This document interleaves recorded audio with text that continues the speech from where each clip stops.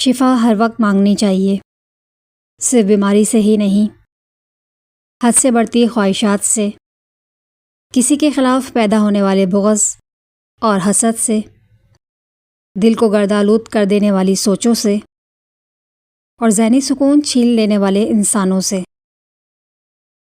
پیسہ رزق کا سب سے ادنا درجہ ہے، تندرستی رزق کا سب سے بڑا درجہ ہے، اولاد کی نیکی بہترین رزق ہے اور خدا کی رضا کامل رزق ہے۔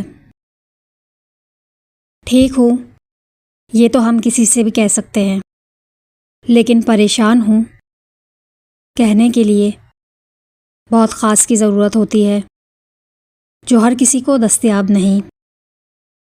الفت بدل گئی، کبھی نیت بدل گئی، خود غرض جب ہوئے تو پھر سیرت بدل گئی۔ اپنا قصور دوسروں کے سر پر ڈال کر کچھ لوگ سوچتے ہیں حقیقت بدل گئی۔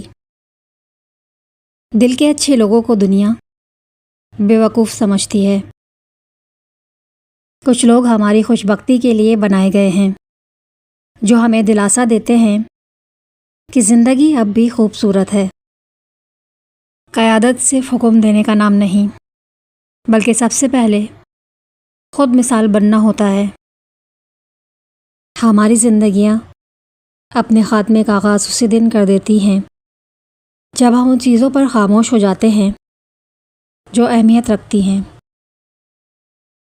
ایسا دروازہ بنے جس سے خیر داخل ہو، اگر ایسا نہیں کر سکتے تو وہ کھڑکی بنے جس سے روشنی گزرے، اگر ایسا بھی نہیں کر سکتے تو ایک ایسی دیوار بنے جو تھکے ہوئے لوگوں کو سہارا دے۔